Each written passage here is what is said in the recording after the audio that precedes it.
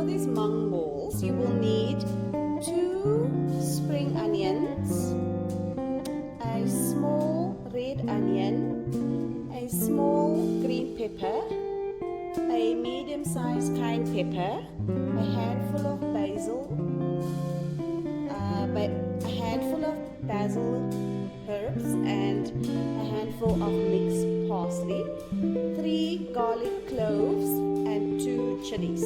And that you're going to put in a chopper and then just chop it up.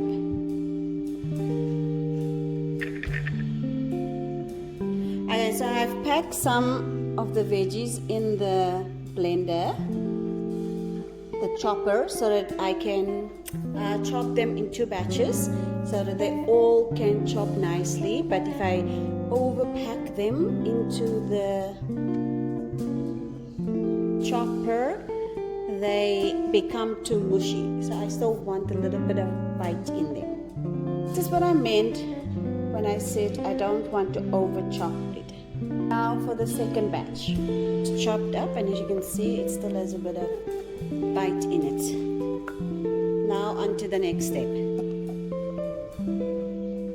A teaspoon of jeera and cumin mixed, 2 teaspoons of Italian herbs,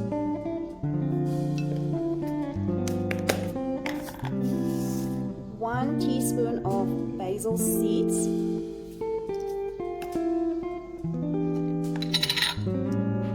1 teaspoon of paprika, 1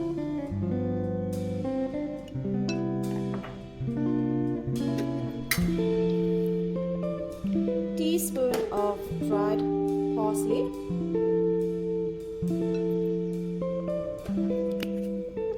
and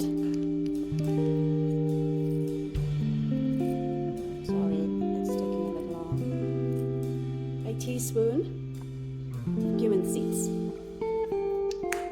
And then you will need some salt and some pepper to your taste. And then we're just going to mix that in and then add the flour, the beans, and the rice. I forgot to add the chilies. What the cooked mung beans look like. So I'm just going to use half of this and add it with the chilies and then just put it in the chopper. So it just smooth the mung beans for me a little bit, but I don't want a mushiness, so I'm just going to do half of it. This is the cooked brown rice, and I will add half with half of the mung beans with chilies and just chop it a little bit. Okay, there we are. The chili was a bit too small to chop in here. It was just flying all over the place, so I'll just chop it by hand. Then we're going to mix this with the other rice and the mung beans. Okay, so in here we have the mung beans and the rice.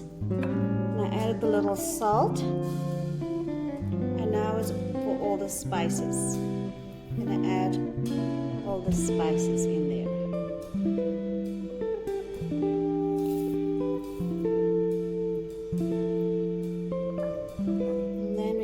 A good mixy. I've added salt already, if I didn't say that, and then I'm just going to add a little pepper.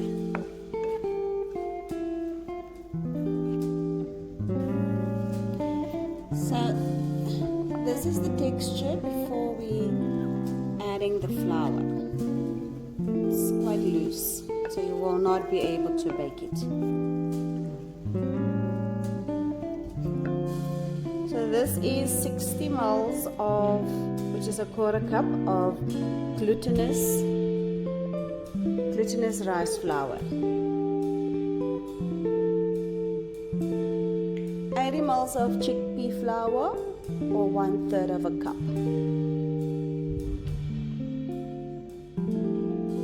30 ml of tapioca flour, because these we need a binder with the gluten-free flours that you use. They don't bind easily, so tapioca flour actually helps with binding, as well as the glutinous rice flour. And then we're going to add another 60 ml of rice flour. This is our 60 ml or a 1/4 cup of rice flour.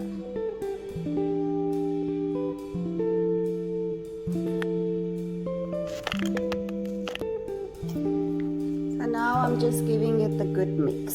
And then we're going to form little balls that we will fry. See, it's already sticking together. And what I found when I made with normal flour was that you need to fry this on low heat. Otherwise, you could just fry it on both sides and pop them in the oven to cook through. Because if you fry them fast, they actually don't cook through. Then they're a bit mushy. But it's fine if you can eat it like that, because all these ingredients are cooked already. So it's not like you're gonna eat, well, except that's a lie. The flours are not cooked. Don't eat raw flour. Yeah, so if you just brown them on both sides, like a quick fry, and then pop them in the oven, they will cook through. Okay, so I just tasted it, and it's got quite a bit of a kick in it, but it's nice. Now we're just gonna form balls and then bake it. I'm rolling the balls in the maizena flour just to help with the stickiness, but it's, yeah, you can see it's done. These ones I've rolled, so we're gonna fry them now.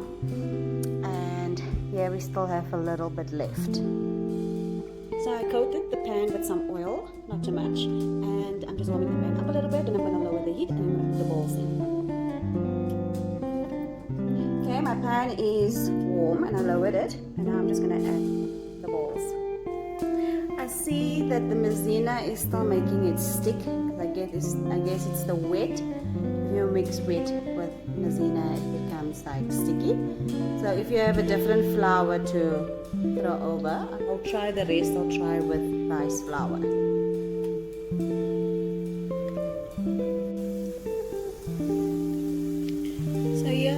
All in the pan, and as you can see, I'm just frying them slowly on low heat, and I'm just gonna brown them on both sides, and then I have an air fryer, and then I'll pop them in the air fryer for about 5 minutes.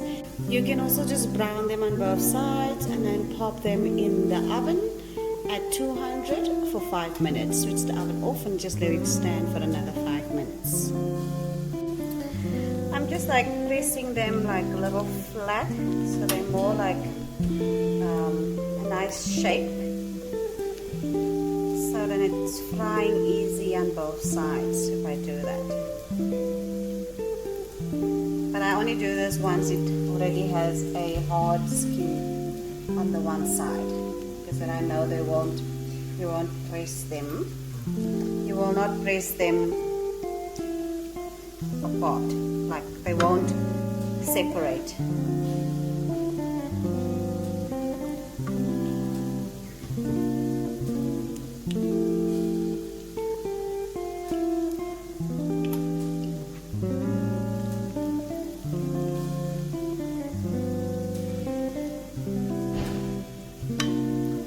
So now I'm gonna go on and roll the other ones, and I'm gonna try the rice flour instead.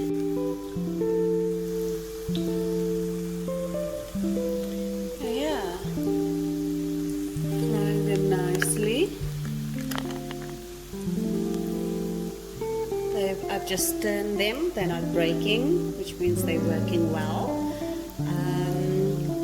And then I'm going to pop them in the air fryer. So half I'll do the air fryer, and half I'll see if it needs to be air fried or not.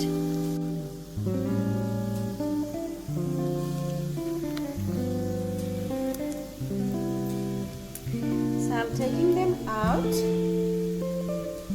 popping them into the air fryer.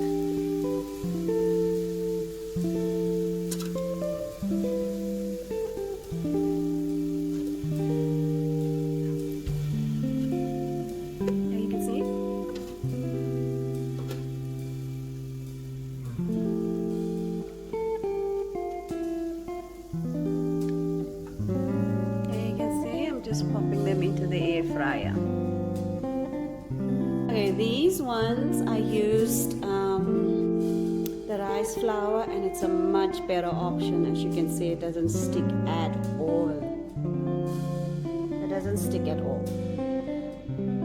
So I would recommend rather use the rice flour instead of the corn flour, because it will not stick. As you can see, they're moving. When I was taking them off from the corn flour, they were actually sticking to the plate. So I ended up putting them all in the air fryer. And then I served them with some mashed potatoes, green beans, and a mushroom and tomato sauce. Some of the family liked tomato, others don't. But it was delicious. You can use normal flour to make a gluten version of this.